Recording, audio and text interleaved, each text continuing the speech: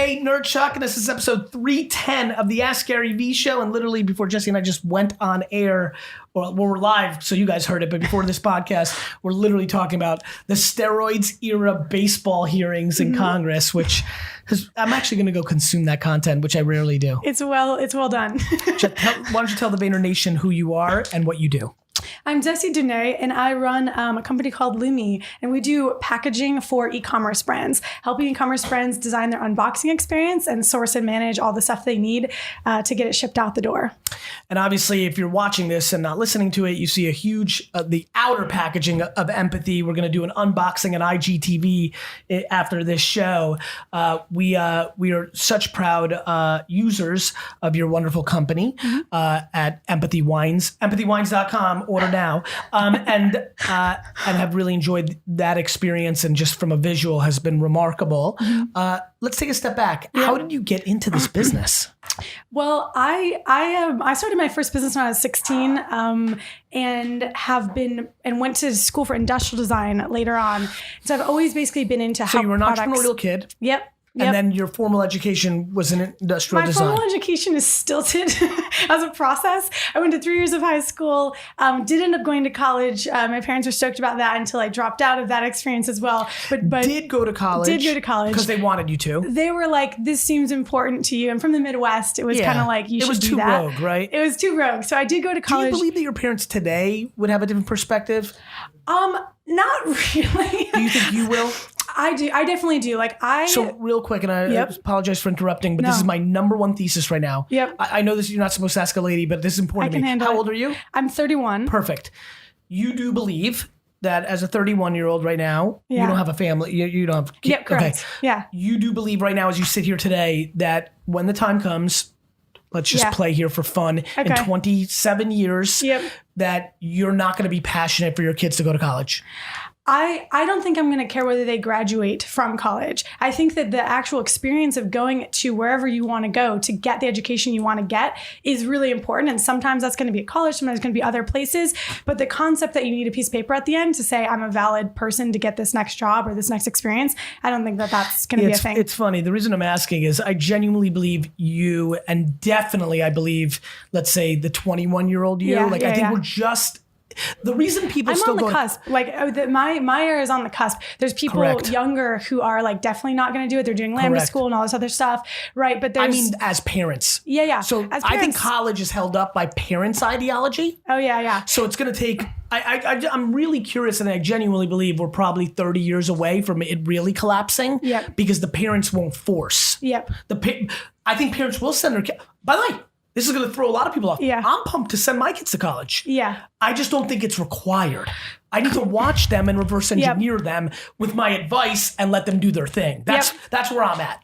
That's the framework. I think we're in a shifting mindset on that now. I think parents who have little kids right now are not going to be as pushy about going to college because they're also going to understand the financial equation. If you're a parent and you have a little kid right now and you recognize that you've got 15 years about digging yourself out of student debt, you're not about to push your kid right off that cliff, basically. Couldn't agree more.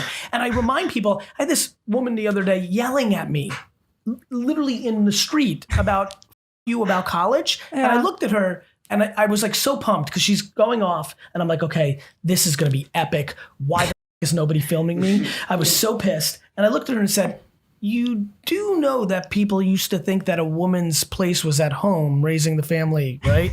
How did that go? This is in the street. And this is the street. And her face dropped. And I said, also wish someone was. And I said, she goes, what the hell does that have to do with anything? And I said, it has to do with ideology. Yeah. You can't rationally tell me why every person should go to college. Right. You emotionally view the world that way. Yeah. In 1964, an enormous amount of men in America, aka all of them, thought a woman should stay at home. Yeah. I'm like, are things that we put on a pedestal change. They crumble quickly. And it's all about what you actually need to do what you're trying to do next, right? And I think that that's a question we often, we get in these tracks in life and we think it's like grades. Like when you're like a little kid, you're trying to get your next grade and get the gold star. And I think that some of that behavior is so ingrained in us that it seems important. I started, correct. And also that mentality of if you start something, you ought to finish it, right? Well, when does that break down? When does that stop serving you. I couldn't agree more. And you also know, like, fast testing and it doesn't work, move on. Yeah. Everything's a contradiction. Yeah. I mean, imagine being somebody in 1954 in America as a kid looking at your parents saying, I'm not going to church on Sunday, because most of the country did. Yep. Now nobody does. Yep. Like, I mean, anyway, nonetheless, yes, college is brand. Yep. And that's what we're actually talking about, is brand. in trouble. Yeah, it is. And it's not discussed often how like the top schools have a lot of value in terms of what that degree could do. Yes. But then the like chunk of like the 85% under that is like potentially just. My crew's shaking their head because that's been a big nuance that I've been saying, which is if you're not going to a top 15 school, because I still think the ROI is there. And then also, what's your degree, right? Like, what are you? If I was trying to be a doctor, like I would have finished my degree, of course, in design. Does that last? Do you care whether I went to that last year? Do you feel like this box is less valid because I am admitting I did not finish my last year of design school? You admitting you didn't finish your last year of design school is like one of the most important data points of me thinking I like you. Yeah, exactly. Because I think it takes courage and self-awareness. Yeah. I mean, don't even get me started on people that go to school for entrepreneurship. Yeah. I know. Well, I know. I mean, it's all time. It's all time. Like, it's all time. And it's all time. But that's why I went to design school, because I recognized I wanted to do business, but I tried to teach myself a skill that I knew wouldn't come innately to me, which was some of this design, like product launch stuff. But like being a person who loves business and design school is like its own form of torture. 100%. Because you're there and like people are presenting work and you're like, but no one's going to buy that. And everyone's like, that's not why we're here. By the way, for fun, that snicker from Sinan, we met when I spoke at a college that's entire thesis is the entrepreneurial college in America. Yeah. No, there's no like, and a lot of people be like, Gary, I went to Babson and it was awesome. Like, cool. Babson's amazing and everybody learns different, but like, really break yourself down and ask yourself 15 years later, what was taught in the classroom? Yeah. And also, what wasn't? That's all. Yeah. I'm just unemotional about this. It's not super complicated. And also surround yourself, like back to why the top schools, sometimes, it's like potentially might be worth it. Think about what you want to go to school for based on who you're going to be surrounded by. Or go work for free at 18 for the number one person in that craft. Instead of being lucky and bumping into the next Jimmy Iovine, why don't you go grab Jimmy Iovine's coffee for 18 months for free? That's about who you surround yourself with again. Are you kidding? You can surround yourself with great people in a workplace. Every single person that wants to be in design product right now that's a fan of mine should email you to work for free for you. I believe that. We have a great internship program. We actually pay. Amazing segue. Actually, we're already jamming way too much. I wanted to establish this. You were entrepreneurial as a kid, 16. What was your first business? Selling t-shirts out of my parents' basement. Love. Screen printing. Where did you grow up? Detroit. Love already, but that's already I love. I already love that. Working on classic cars. Doing body work was my other second job. Really? Yes. Oh, you're really trying to bring it here. Go to design school. Yeah. You drop out and do what? Drop out and it's 2009. It's the boon of like Gen 1 amazing products for launching companies. Yes. Do a Kickstarter in 2009 when Kickstarter is 4 months old. Yes. Raise $13,000. Realize that that's exactly how much a school term cost at the time. Realize I could make $13,000 as opposed to spend it. That's pretty much when in my mind I dropped out. And then I went to school for another 6 months after that. Makes so much sense. Did another Kickstarter 18 months later, or maybe a year later, raised $250,000. Wow. And then that was a launch point for taking that first product I had, which was a craft Did you learn a lot in that product. 18 months about crowdfunding that made you successful, or was it luck, or was it serendipity, or why? I learned a lot about storytelling. So Kickstarter is like a Gen 1 direct-to-consumer marketplace, right? Like it's someone going on and being like, hey world, I've got a thing, want to give me money for it? Do you trust me? Do you is this going to be an interaction? You understand communication. Yeah. I realized that the reason from that first campaign, we had 188 backers. In the second campaign, we had over 3,000. I think, if memory serves. And between those two periods of time, I realized that those first 188 people did not open their wallets to us because wallets was one of the rewards, because they wanted a wallet from me. They opened their wallets to us because they were like, this is such a great story, this person in design school with this idea. And so 18 months later, I was even better at that, told a really powerful story. And that's the theme of your business now, right? I mean, I even the meta of this, when we were kind of doing our thing, you're like, I want want to be on the show? And I'm like, you know what? Let's do it. And I'm like, mainly on the fact that you were smart enough to know the value of what you're doing right this minute in itself was something I wanted to reward because it's almost like you want to give back to the game because I also understand it. Yeah. If that makes sense. There's a meta to this for sure, which is like at each juncture in my career, it's been like, how do you learn a thing, actually live the thing, build a tool for other people to do the thing? So like I launched a product in Kickstarter, took it to retail, sold it all over the world. And like, it was painful, right? Like it was like hard and rough and not good in so many ways. We did make money with it. It was like it was a success in the sense that we shut it down intentionally. That's sometimes what a success is.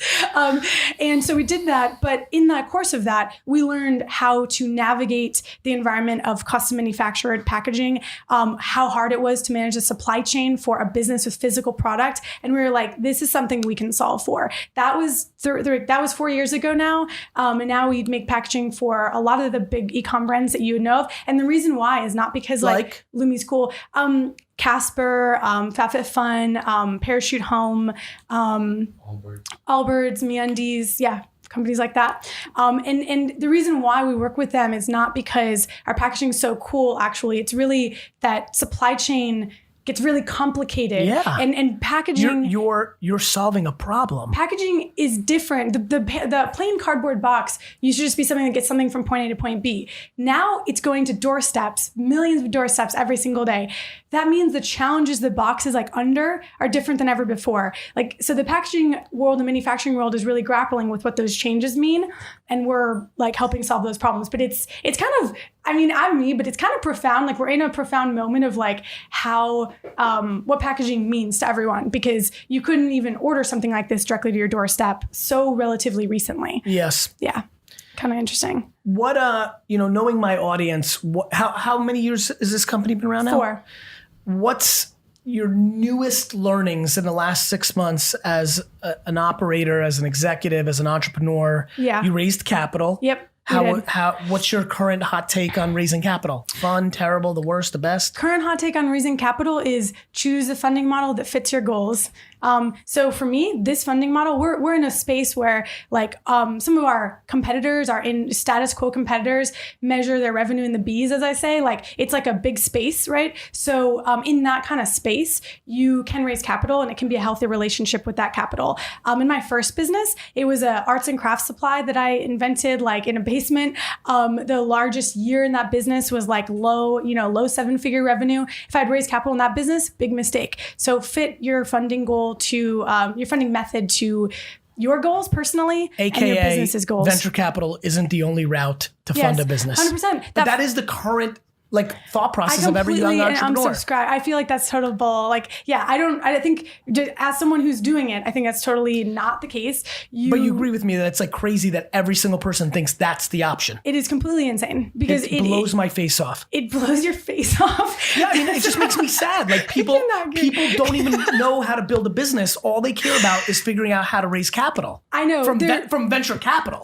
It's the thing is that the same way, I apologize. In the same way that everybody that in our parents' generation only thought you could start a company by getting a loan from the bank. A loan from the bank. You can still get loans from banks, by the way. I heard. I've very successfully gotten loans and funded businesses that way. I've done factoring POs. You can go get a big PO from a retailer, factor it, put 6 figures in your bank account. VaynerMedia, this company was started because I hustled an $80,000 deal from Gillette. Yeah. To do something, which allowed me to hire Marcus and Zhang and Sam Taggart. And we started the company out of Buddy Media's conference room, so I didn't have to pay any rent. Yep. And then sit for 6 months. And then our first full year was in Sunshine Suites, a one-off precursor to WeWork, where I bartered my time in helping them build that space for space. So for the first 18 months, I had no overhead on rent for my company, because I literally started VaynerMedia, a $200 million revenue business with no funding. Yep. It's completely possible. It's also money is a way of, take that, Trouty. Money equates when used properly, it just equates to speed often. So like sometimes venture capital can speed something up or sometimes, but it is definitely like, but for 97% of people, it gives them into bad behavior because any hero can lose money each month. 100%. And also the thing is, where do you learn your business fundamentals? Like I think for me, I feel like, good that we learned our business fundamentals. I joke that someone at one point, an investor, gave me sass, like this is a few years ago when we were like having a low runway moment and they were like, you've got like 4 months runway or something. And I was like, in my last business, I had 30 days runway for 4 years. Like, I don't care. Like, this is not making me nervous that I have 4 months runway. Like, it's not, cash management is king. God, I love you. Cash management is king. It's a tremendous line. Yeah. You should put a picture of your face on Instagram with a quote around it. I'm going to let you do that. So what else do you do? You mean right now at Lumi? I don't know. You said I'm going to let you do that. So since I'm a boy that posts photos with quotes on Instagram, what other interesting things do you do? So I have a YouTube show called Shipping Things, where we just talk all about shipping things. It is like you should have called it No Ship. Okay. So the thing is, like, we're so geeky. Like, this stuff does not get high view count, but like it is there for the people who need it. Which is like, if you are starting an e-com brand, or you're like, hey, like I am wondering if this product that I'm thinking of could go to market. We're there to like go through all the geeky details, like tell you the difference of the different types of tape you could use, how buying a box might take up more space in your fulfillment center and cost you on storage, etc. That show is why we reached out to you. Yeah. Oh yeah. It's like it's a story. Like couldn't love that concept more. Yeah. Trouty's in the background saying that shows the reason we are even working together. Yeah. Content is the gateway drug to business. Yeah. But more importantly, you're bringing value. To your point, 98% of my audience right now listening isn't going to watch that show, but for the 2% that are starting or thinking, they're going to be like, that's what you're pumped about. You're pumped to know like how to not pick the wrong tape. I'm pumped to figure out how you and Trouty are going to make sure more of our wine doesn't continue to break, Trouty. Yeah. I don't like our percentages on breakage. So our 2.0 version of this box better be real. That's the show I want to watch. You can watch that show. I will. We'll post that. But yeah, it's people. The thing that's interesting is like, people give me sass about being. I'm like, I love that you sass. Sass. Keep going. People give me sass about being the person who's out there like making boxes like into content. Like I like talk about this stuff so seriously. I'm like, do you know the types? Really quick. Yeah. Why do they give you sass? What do they say? They're just like, this is. Who are these losing players that judge who haven't actually executed in their lives? People just jibe me about like your how cousin. I make like my your life. Cousin Karen. Cousins, but people in business too, like other entrepreneurs who are like working on the future of AI or something are like, how's your box company? Yeah, I love those guys. And it's like, I am like out there putting out content about something so specific and we're so passionate about this like Can you do me a favor? When AJ and I started VaynerMedia, all our friends started well-funded consumer apps. How they doing? They're all out of business. And so, when they were worth millions on paper and changing the world, there's nothing more gratifying than when you're actually building a business on business fundamentals, managing cash, building something real. Yeah. There's nothing more fun than having the conversation when you just decide for fun to razz or sass 8 years later when they're working at some other company. Yeah. That's what's going to happen to all these AI is going to win. But 1% of the people that are sassing you are going to be the winners, which means 99% of them need to be held accountable by us. We're going to call them in 4 years. I want their names. I don't know. That's hilarious. But there's a hilarious stat that I think you would get kick out of. We went through Y Combinator, and I think it was like a fascinating life experience talking about speed of learning and back to the school thing for a hot sec. Like when you think about ways to learn information, Y Combinator is 3 months of your life, and I think that you get a jolt to the system that like some people might spend 3 or 4 or 5 years in school for. So I think that when you think about time, there's something interesting there. But the stat that I think you get kick out of is that out of 1,200 active YC companies, less than 100 have 50 employees or more. That would put Lumi in that less than 100 bucket. But does that, like, not that employee count is a measure of success, but it does kind of speak to scale. And it's kind of fascinating. There's so many companies live from that program and so few scaling. And, you know. Yeah, look, listen, and you remember our first kind of like why we're sitting here. When we were on that FaceTime or what have you. Yeah. Like, that was the first time in a very long time that I was like, I want to invest in this company because that woman knows what she's talking about. I mean we strive for that. Yeah. No, honestly, like I don't know what else to tell you. Like anybody who's listening to this podcast right now, let's get one phone number in for sure. Okay, cool. Facebook, Instagram, put your phone numbers in. Yeah. And let's definitely get a question in. I'm unbelievably impressed with the utter practicality and operations DNA that you possess in now my second conversation with you. Yeah. I mean it. I'm completely blindly a buyer of your ability to build businesses. Blindly. I appreciate that. And I say that never. Yeah, I appreciate that. I think a decade of just doing it is, kind of helps. Right. Because it's better to do it than go to class for it. Darren. Right? Are you dialing, Darren? Or did they not teach that in Babson? Oh my gosh. I'm just kidding. I'm just kidding. You didn't dial, by the way. Looks like you missed that class that day, bro. This is what they call SAS. That's what SAS is, right? Yeah. I call it Raz, actually, which is amazing. Raz. I like Same Raz. shit. I could recycle that. Yeah, can you start using Raz a little bit? Let's build that brand. Start using Raz and crediting back. I remember once I registered raddual.com because I was going to make rad plus cool, raddual, a culture world, and then flip the URL. This is a real thing I once worked on for an hour. Remember? It was in Vermont. Yeah. I still believe that I can make a word go completely mainstream, and will try to do it at one point in my life. Like, just completely left field, register the URL, get all the handles, and make it the new lit. I completely believe in that. I completely believe in like word creation, basically. Like somebody made up lit. Yeah. Someone made up a lot of things.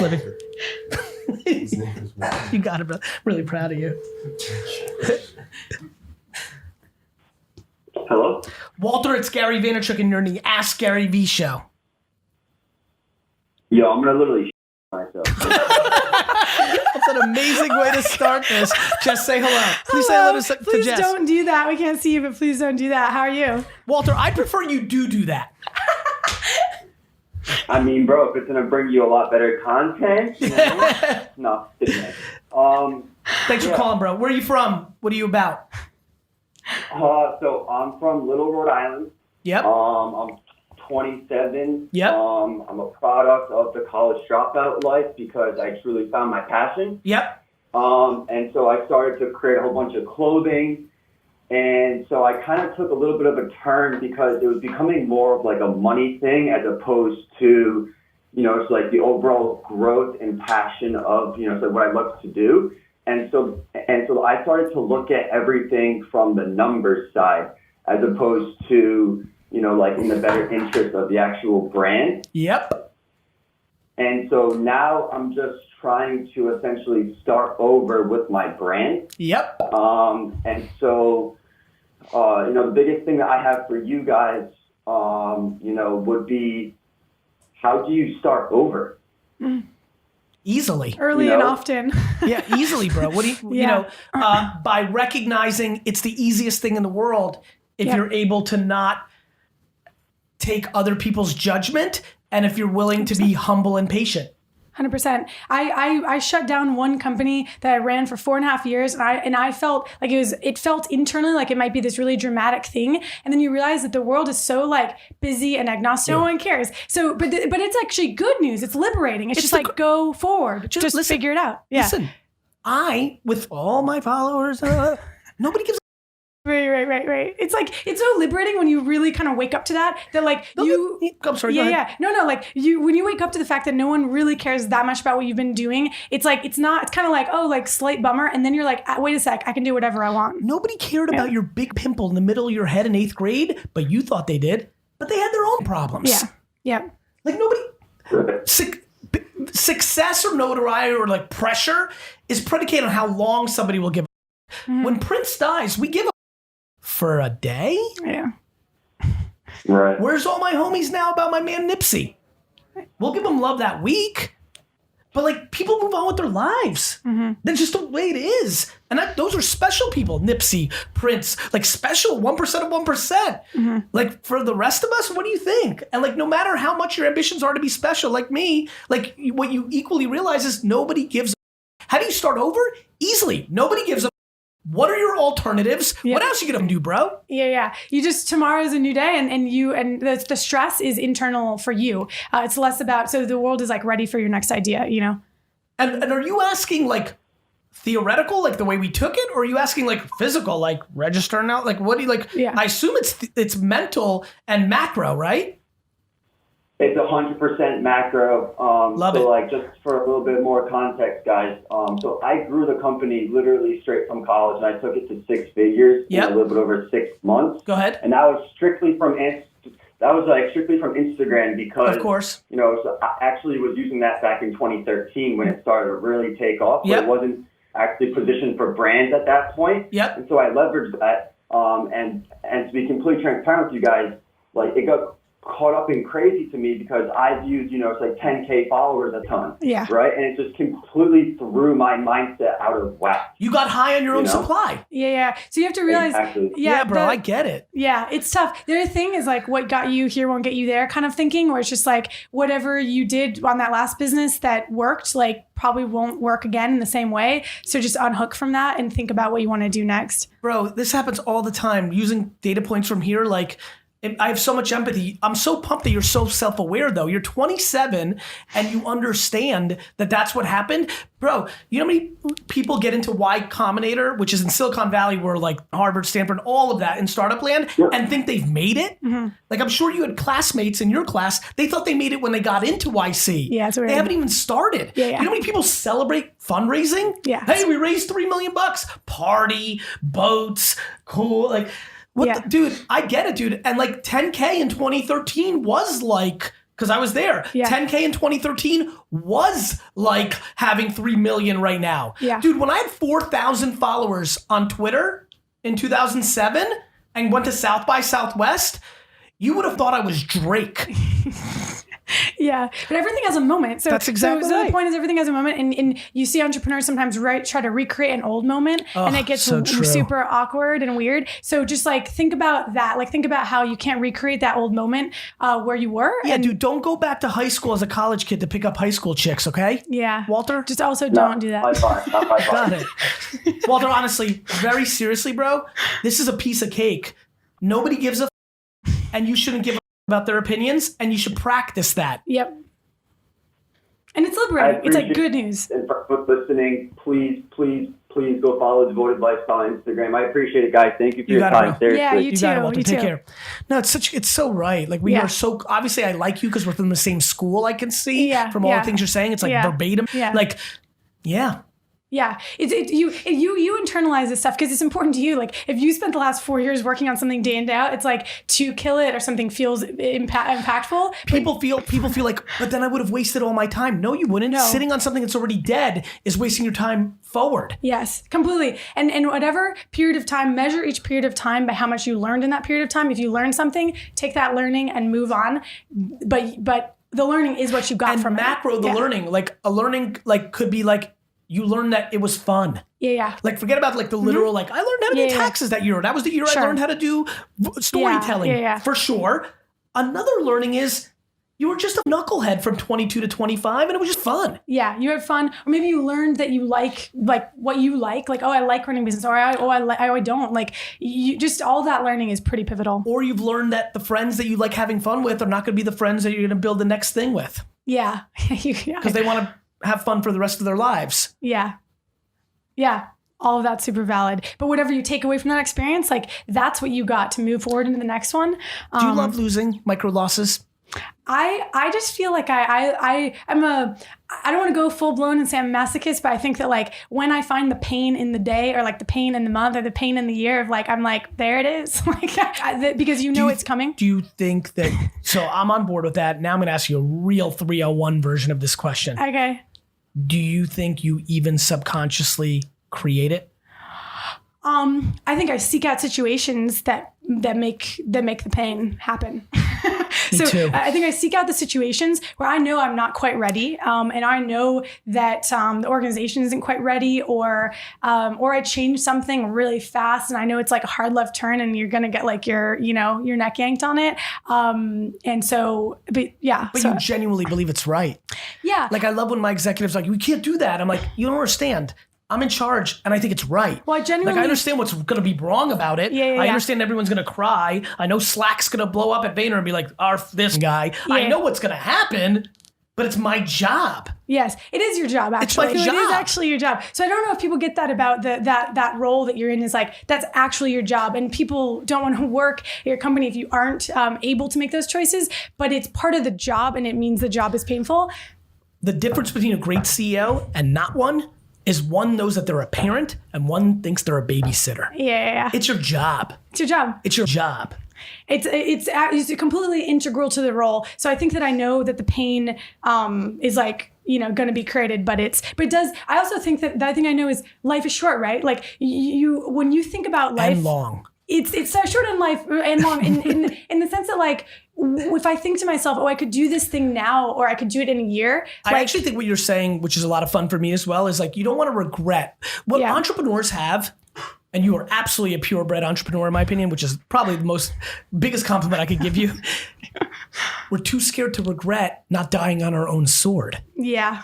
Yeah. The worst thing that could happen for me is that what I'm up to gets boring for me, or that we didn't take enough risks to find out where the edges really were of like the business model. You took the advice of a non-entrepreneur. Well, that's the absolute worst thing. I know it is. The absolute worst thing for an entrepreneur, and I'm watching some kind of purish bred entrepreneurs over finance, take advice from somebody that they admire, and then lose, and they know in their soul they lost with somebody else's opinion or strategy. That would literally break my soul. But that's the second that you're following someone's advice, so you know that you can at one point say like, well, so and so said to do blah blah, is actually the moment that you just your company. Correct. The moment you realize that you are 100% accountable for everything, like I genuinely believe, and for real, that absolutely everything in this company is my fault. Yep. But that's where the pain lies, but that's also where the liberation lies. 100%. Because it's painful, but then and sometimes it's like actually like feels painful, but then at the same time, when you realize that, then there's like a calm that's like, oh, but that means it's my job to make these choices, and so XYZ. Yeah. You're amazing. We're going to Instagram Instagram Live, to unbox this empathywines.com. Give the website, give your show. Yep. Let's do some right hooks here, and then we'll phase off. You can find us at Lumi.com. Lumi. Lumi.com. We have a podcast called Well Made, where we interview a lot of entrepreneurs who do direct to consumer. I haven't been on. And then I have a show on YouTube at Lumi HQ called Shipping Things. Or soon to be rebranded to No Ship. Okay, sorry. Where do you put, so listen, I actually think you can bring a lot of value as a CEO and entrepreneur to my audience, because I am picking up what you're putting down, which is very rare for me. Do you talk about, where are you doing what we just did, if anywhere? LinkedIn, anywhere yet? Or are you kind of not doing that part yet? Not officially as part of my brand. I just bring candor to like wherever I'm at that moment. Okay. But so I do quite a bit of things. It really is candor. Yeah. It's just kind of like, I don't know how to be a joke that I say when I'm really honest with someone, they're kind of taken aback, is that I have got one mode and they're experiencing it, and it's just this. No, it's so funny. People ask me a lot of different things about where you're going with this, and I'm like, I'm just not capable of not being myself. Yeah. I'm just not, I don't have it. I don't have another mode. Yeah. It's like a weird thing to try to explain, where someone's like, but why are you like that? And you're like, this is the way that it is. I don't know. Why do you have great hair, John? I love when people are like, why are you like that? Yeah. So I don't have Why are you a boy? No, really. Trouty, why are you a boy? When people ask things about personalities, it's like laughable. Mm-hmm. It's so integral to just your DNA. I don't know. I feel like you use this as well. Like, I feel that humor is a very underutilized skill set in business. Like, I love being with someone and just sharing real information, but making it kind of like funny and in that way.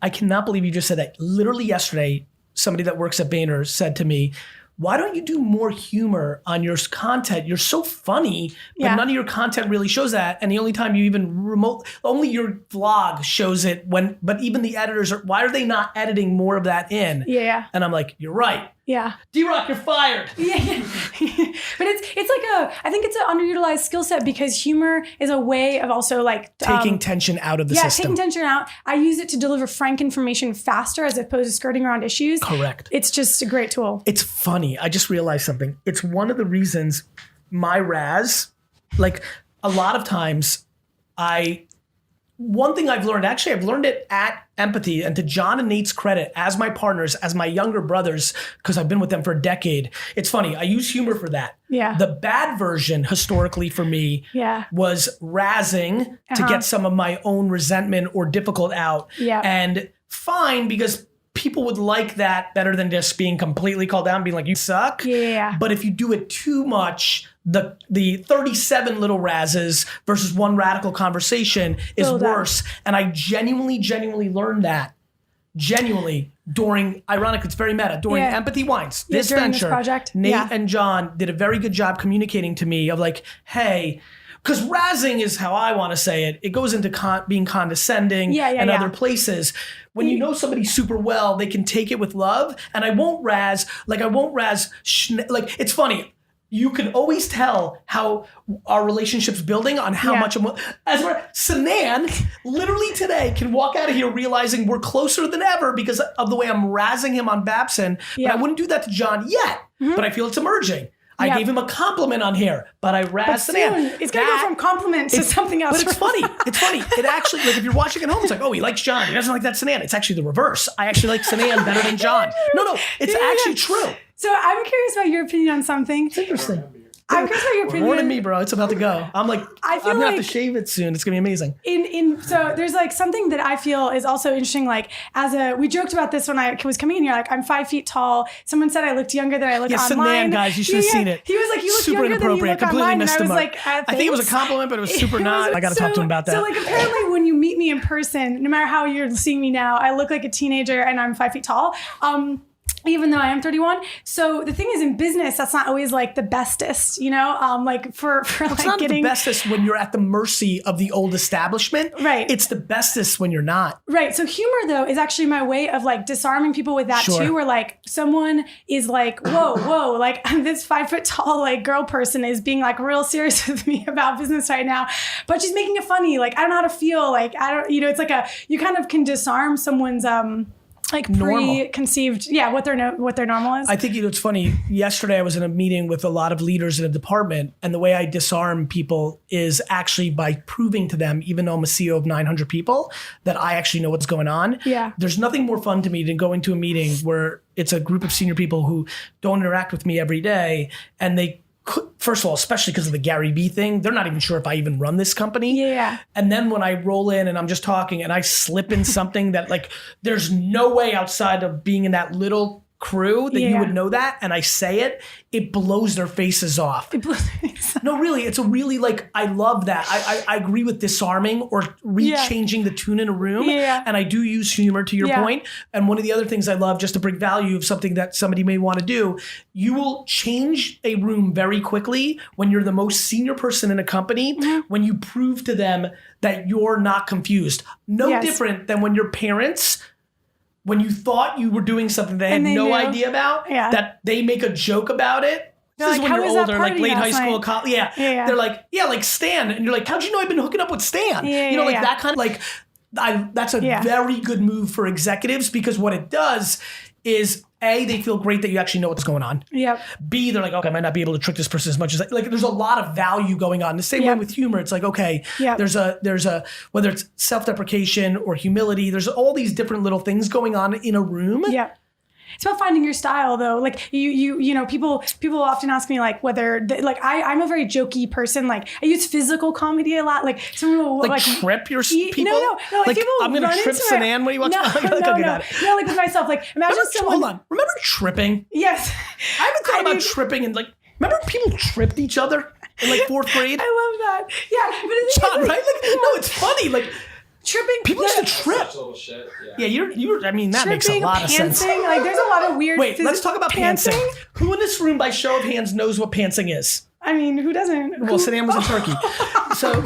So for anybody at home that doesn't, how old are you?